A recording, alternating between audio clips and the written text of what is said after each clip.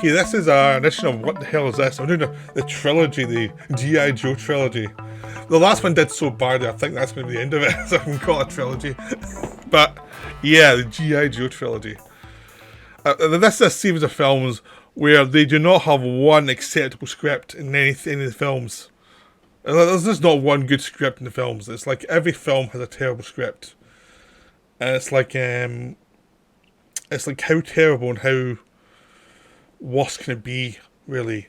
So I kind of rate, for films with terrible scripts, there are better and worse ones. I would rate the first one the most fun. I'd rate the second one the least fun.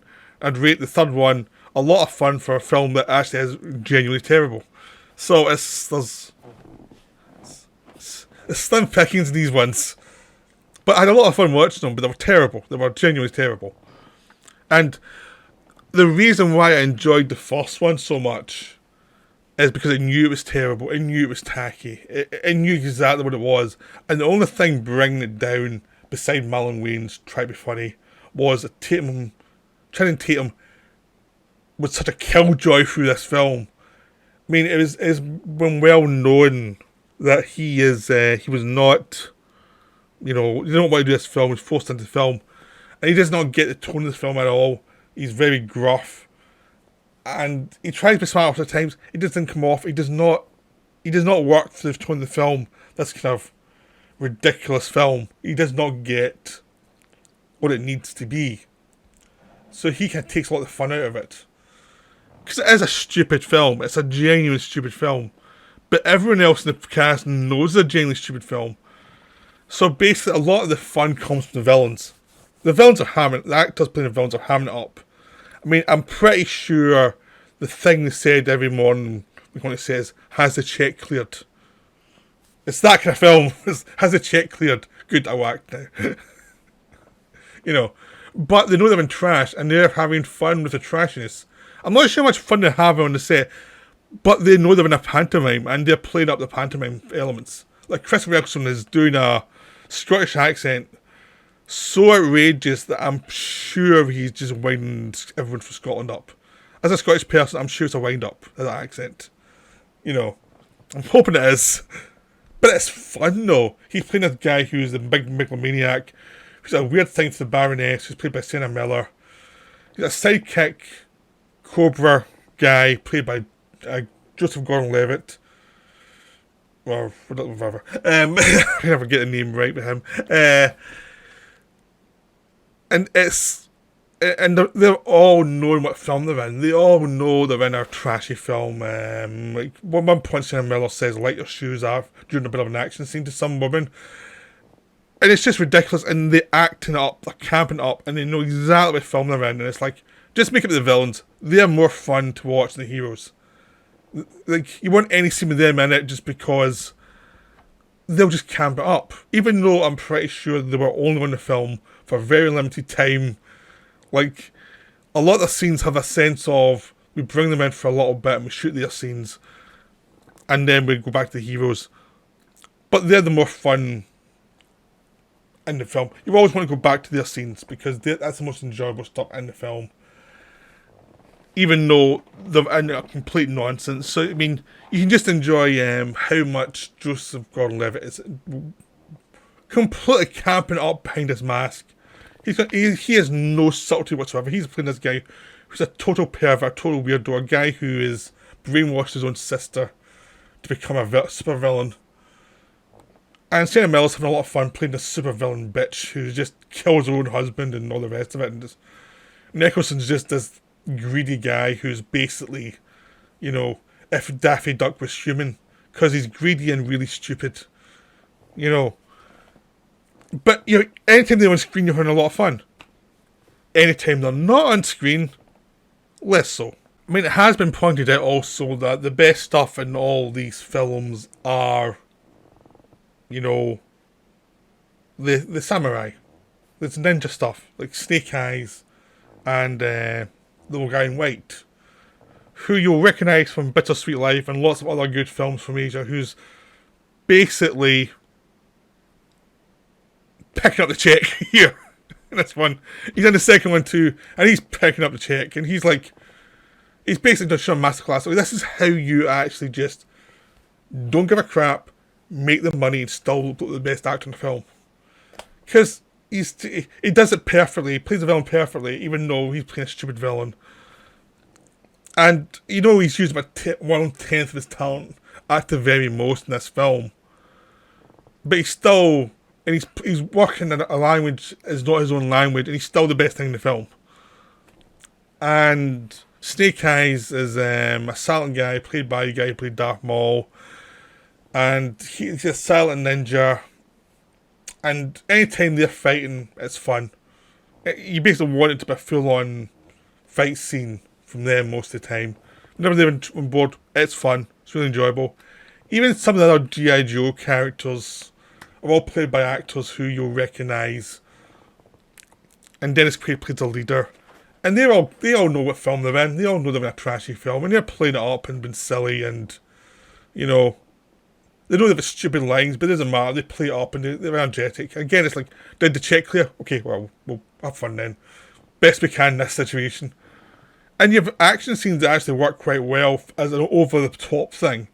I mean, these are not like amazing staged action scenes, but the bit in the middle with Paris when they're trying to get these weapons and they end up blowing up the Eiffel Tower is enjoyable.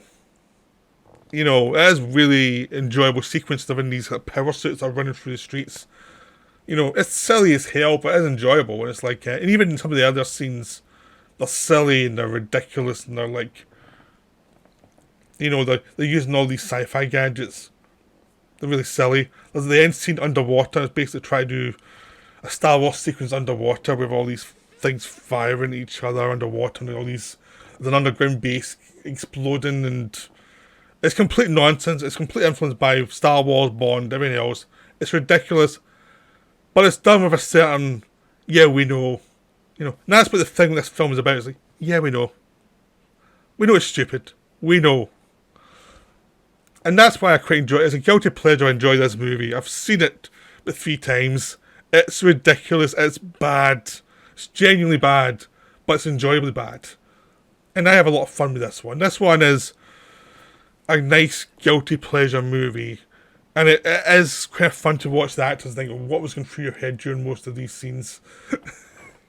Because, but everyone that's not the 2 main characters, which is Channing Tatum and Marlon Wayans, who are the 2 heroes, and they're the 2 worst things in the film. They're terrible. And they all suck the life of the film and whenever else to try to bring it to life. And it's not a surprise Marlon Wayans was not in the sequel, because I think it was like, don't do that again. But Channing Tatum was a killjoy in this film. He could have just... some of it's probably not his fault. He was miscast. He's not very good at these kind of films. Like, we see him in Jupiter Ascending. He's also not very good in these sci-fi movies. He's not good with green screen. But his presence really brings the film down, because it really is a big, stupid movie, and it needed someone with a zest to do the big, stupid movie. So, there you go. But it's still a big, silly piece of crap movie that's... if you allow yourself to have fun with it, you can have fun with it. The sequel is not so much. So the first one is called G.I. Joe Rise of the Cobra. The second one is G.I. Joe Retaliation, where it stars The Rock. This time The Rock comes in and takes over. And another one of those films where you think, yeah, sure he read the script before he took the money. Oh yeah, sure he read the script. It's one of those kind of films. Yeah, he's terrible in this film. He's just like phoning it in, doing all shtick. He's phoning it in. Channing Tatum's back for like 10 minutes and gets killed off like almost instantly because he didn't want to be in the film, so they made a deal with him to kill him off like almost instantly. And that's good for everybody. Everybody involved in this film is good for that he get killed off so quick. Because even though he's having a bit more fun than The Rock, he's still a drag on the film. And basically the idea is Joes get the Cobra Commanders now set the Joes up as the villains, because they've replaced the president with a evil villain instead, and they're all the Joes are getting hunted down and killed. The Rock and two other characters who you never get to know that well have to fight back, have to find the original G.I. Joe, which is played by Bruce Willis, who's also phoned it in, and him and Rock are having a competition who can phone it in most in this film. Just so you know. The Rock wins this one. He actually beats Bruce Willis in who can phone it in the most in this film. That's quite an achievement. And when you look at the later day Bruce Willis, The Rock beats him in that category. So you've got basically the heroes are complete write-off throughout the film. Luckily, you've got the villains again. The villains in these films are the film. You might as well say, just made them Cobra Commander, the series of films, because they're much better films. So Jonathan Pryce he appeared in the first one briefly, and now he's back in the second one as the villain. He's the guy who plays the president who's been replaced by this other villain. So he's played in two parts, the president and the guy who's replaced him. And he's hamming it up like crazy. He's having a lot of fun. Of course, the actor from Bittersweet Life, also, I'm not going to try and butcher his name, he's back and he's having a lot of fun. And he's getting the Cobra Commander out of the thing. And Walton Goggins turns up as the guy in charge of the prison before he dies, and he's having a lot of fun. Ray Stevenson turns up as this guy called Firefly, who's a hammy villain, and he's enjoyable too. It's like all the villains you enjoy watching, all the heroes, like, can we get through this scene? And by the way, the plot is the same plot as, in lots of ways, as Triple X 2. State of the Nation, starring Ice Cube. There's lots of scenes that are similar. Go back to the Hood in this one, and to make up for the lower budgets because they replaced the lead actor, and it's very similar to what is, without a doubt, one of the worst sequels ever made. So this film's class enough to copy it for a while, and then they do a big action scene saving the president and saving the world leaders from an obscure plot that Cobra set up to blackmail the world and destroy nuclear weapons and get billions of dollars for some reason that you don't ever understand. Who cares anyway? Because this was written by the writers of Zombieland and Deadpool, and they've kind of apologised to the film, but they needed the money. Which I respect the honesty. It's like, yeah, that was not our finest hour. We needed the work. And the film has that feel of, we don't care. We're just trying to get through this as painlessly as possible. So you've got all these scenes. The best stuff, again, is the scenes with the ninjas. As there's the standout scene in the film is a mountaintop attack where the ninjas are going through the mountains. Snake Eyes versus the villain clad in white and all his minions. That's the best scene by a mile. It comes halfway through the film, and everything else that happens afterwards looks terrible compared to it. It's like, you'd one scene where you had an action scene that worked, the rest of the time you didn't. You have a bunch of stuff with Rock fighting these people, and that's boring. It's a terrible film. It is the most boring film in the series. You know. It is just tedious. It doesn't have the camp quality of the first one. And it doesn't have the excesses of the first one, the weirdness, the strangeness of the first one. But again, like the first one, it does not have an acceptable script. It does not have a lead actor who's committed at all, but it does have villains who are camping it up and are basically playing to the back seats in pantomime performances, and that's all you want. But it's not a film you watch as much as the first one because it's just less enjoyable. But still crap. Okay, this third G.I. Joe is the new one. It's just been released. It's now in streaming various places. It was a massive bomb. No one gave a crap that it was released. And the critics hated it. With good reason, because again, it is a terrible script. The script's terrible in this film. The script's so basic. And, just, awful. It makes the scripting choices in 47 Ronin, which I covered a few weeks ago, look good. So you have Henry Golding, who's a pretty decent actor, and other stuff I've seen him, have the most obnoxious character known to man. Playing your hero, a guy who goes out to Japan after saving the life of one of the gang leaders, who turns out to be a samurai who's working with G.I. Joes to defeat these other Yakuza people who are on the side of Cobra Commander. This is a prequel to show how Snake Eyes became Snake Eyes. And basically, what they come up with is, Snake Eyes was a terrible person, he's a complete dick. You know, he deserved to die multiple times. And that's it. That's the backstory. It basically is a challenge plot that I talked about yesterday, on my video yesterday. But up the stupidity by like a million. Up the obnoxiousness by about a million. Make all the characters really stupid. You know. Like behind me you see Samara Weaving as one of the G.I. Joes. She's in it for 10 minutes at most. You know. Henry Golden does his best, but he has nothing to work with. He is basically a guy who's horrible. He's a guy who wants to find out who killed his brother. Or it's not his brother, his father. But you know straight away it was the Cobra Commander's thing. You know he's been set up. So you know he's been stupid.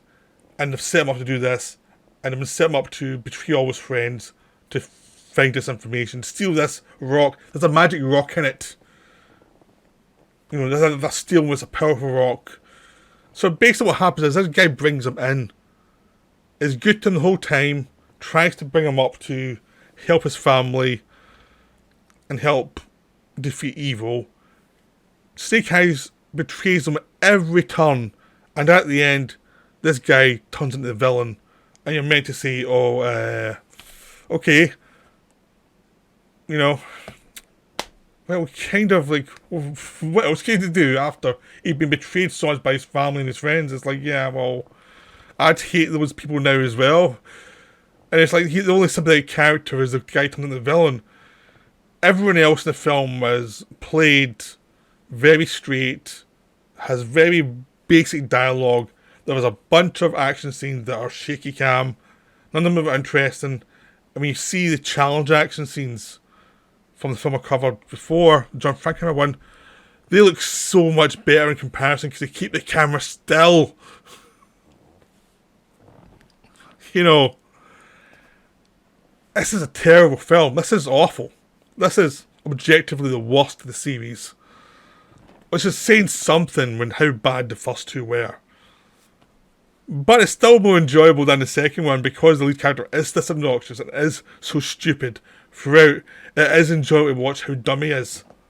And you're just waiting for him to betray his friend again and again. You're waiting to watch every character around him be stupid repeatedly. I mean, they're given so many warnings that guy should not be trusted. And then they forgive him at the end for all his mistakes, even though it was like, yeah, he could have just said, okay, I'll grow up and not be an idiot. But no, he's an idiot the whole way through. I mean, he should have been killed repeatedly in this film. And got audience cheers. Because this character, your lead character is the villain, basically. He doesn't know it. It's terrible, but wonderful for how misguided a film can be. How a film cannot understand they've made the lead character so terrible. So I had a ball watching this film because it is so bad. It's just, it is basically a franchise ender bad film. It's kind of in the level of Jaws 3D of like, this is so misguided. I'm really enjoying it. Like nothing here's done well, but I'm really enjoying watching the disaster that's unfolding. You know. So yeah, this is probably the end of the series. And yeah, there was never a good film in the bunch. There's never an acceptable script in the bunch, but at least the first one was camping stupid and had decent actors camping up. But the third one, people taking it seriously. Even the second one tried to take it seriously as well. This was not the good idea. They went away from the one thing that worked in the first one, which was it was stupid. It was annoyingly stupid. So that's a G.I. Joe. What the hell is this? Well, what the hell is this is try and write a script. Try and write a reasonable script at some point. So that's me for the week. I hope you enjoyed these videos. I'll be back next week. But that's me for now. I'll see you later.